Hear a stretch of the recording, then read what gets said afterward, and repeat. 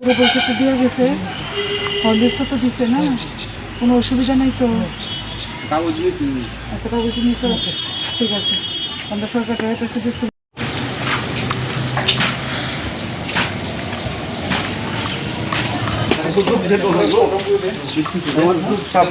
সামনে বললাম আমার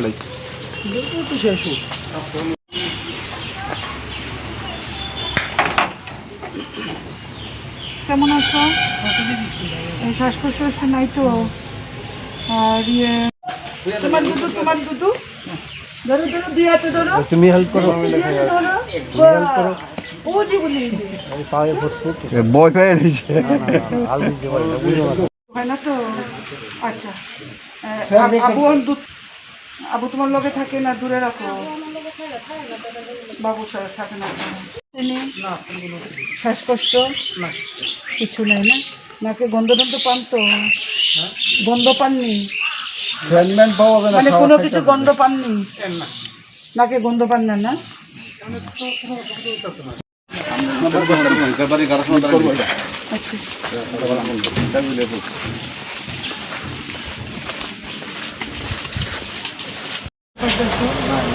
কোনো অসুবিধা নেই, নাকি গন্ধ পাওনি?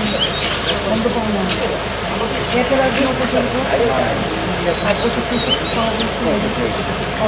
হ্যাঁ বাচ্চারা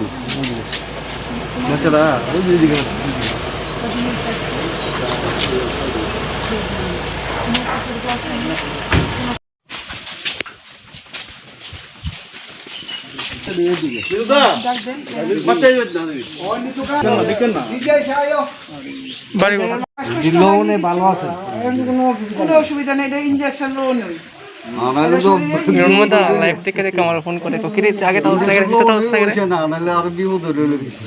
আপনার বয়সে আরো অসুবিধা হলো না? আচ্ছা, অনেকের গন্ধ জায়গা কোনো অসুবিধা নেই, শুধু ঠিক আছে। হ্যাঁ, আচ্ছা, আর ওই লোক পুরো পরিষদের খাবার দাবার দিয়ে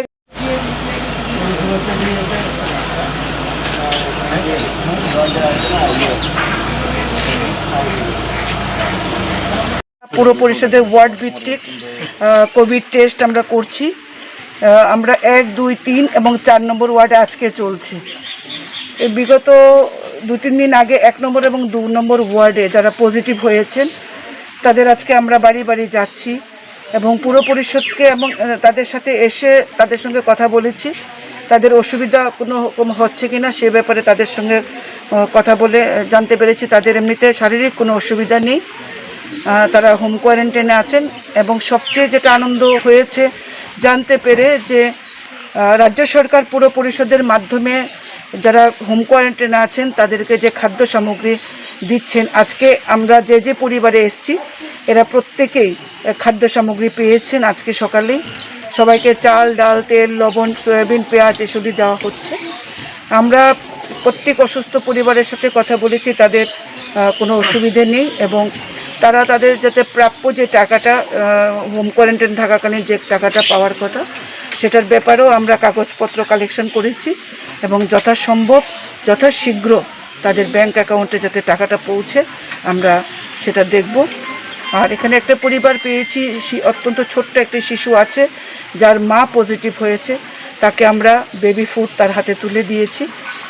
এই কাজগুলি করতে পেরে আমরা সত্যি খুব আনন্দিত যে করোনা ভয়াবহ যে মহামারী চলছে এর মধ্যে আমরা মানুষের পাশে দাঁড়াতে পেরে মানুষকে আবারও বলতে চাই যে আমরা আপনাদের পাশে আছি। যেখানে যেখানে যে ওয়ার্ডে যে দিনগুলোতে কোভিড টেস্ট করা হবে আপনারা প্রত্যেকে আসুন, প্রত্যেকে পরীক্ষা করান যাতে সংক্রমিত রোগী থেকে অন্যরা যাতে সংক্রমিত না হয় সেই ব্যবস্থা করা যাবে কোভিড পরীক্ষার মাধ্যমে। ইতিমধ্যে প্রায় প্রত্যেকেই প্রথম ডোজ নিয়ে ফেলেছেন ভ্যাকসিনে, বাকি চলছে প্রক্রিয়া, সেটাতে মানুষ করতে পারবেন।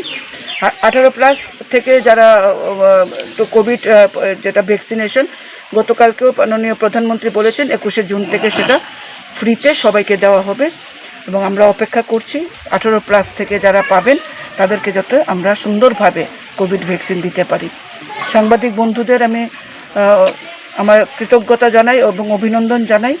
এই বর্ষায়ও তারা যেভাবে বেরিয়ে মানুষের কাজ করছেন, সমাজের কাজ করছেন, তাদের এই দৃঢ় মনোভাব এবং পদক্ষেপ সত্যি প্রশংসনীয়। আপনাদের সকলের সুস্থতা কামনা করি। আপনারা সকলেই যেভাবে গতবারও আপনারা যেভাবে কাজ করেছেন, এই বছরটিতে যেভাবে কাজ করেছেন, আপনারা সত্যি অনুপ্রেরণার, এবং আপনাদের থেকেও আমরা উৎসাহ এবং অনুপ্রেরণা পাই। ম্যাডাম আজকে কোন এলাকাতে আপনারা আজকে করিলং 1 নম্বর এবং 2 নম্বর ওয়ার্ডে আমরা যাচ্ছি।